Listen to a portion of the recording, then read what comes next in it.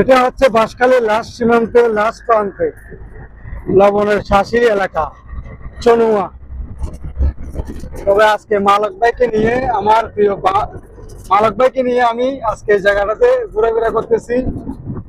দেখেন তো অনেক সুন্দর একটি জায়গা,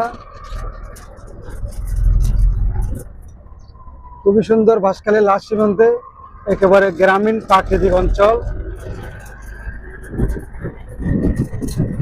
এটা হচ্ছে আমাদের মালিক ভাই।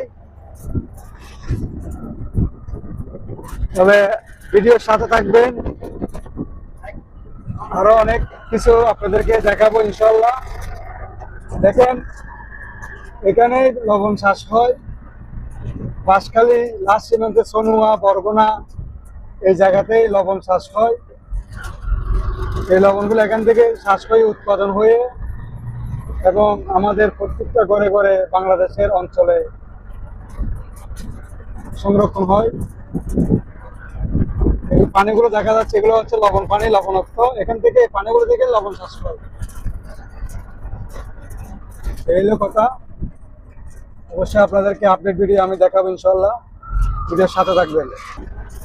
তবে গ্রামীণ জনপদের দৃশ্যগুলো আপনাদেরকে দেখাই, আমি ঘুরে ঘুরে দেখানোর জন্য চেষ্টা করি।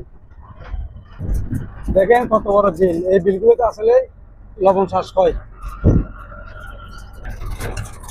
বাঁশখালী লাস্ট সীমান্তে কত সুন্দর একটি বাড়ি নির্মাণ করতেছে। কে বলছে বাঁশখালী গরিব? বাঁশখালী অনেক বিশাল একটি জায়গা, বিশাল একটি এরিয়া, অনেক বিশাল একটি উপজেলা। এই উপজেলাকে ঘিরে নামকরণ হয়েছে বাঁশখালী।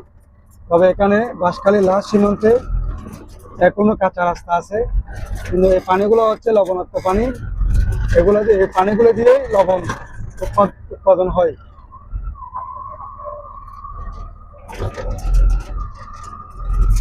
একেবারে গ্রামীণ জনপদ, একেবারে গ্রামীণ জনপদ। ও দেখেন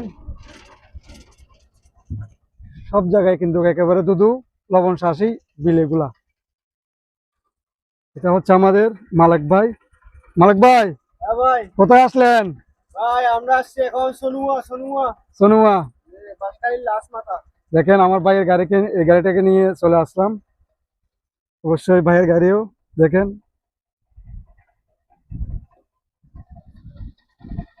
এই পানিগুলো হচ্ছে লবণাক্ত পানি, এগুলো দিয়ে কি হয়, লবণ চাষ হয়। তবে ভিডিওর সাথে থাকবেন কিন্তু, আরো অনেক কিছু দেখাবো বাঁশখালীর। ধন্যবাদ সবাইকে।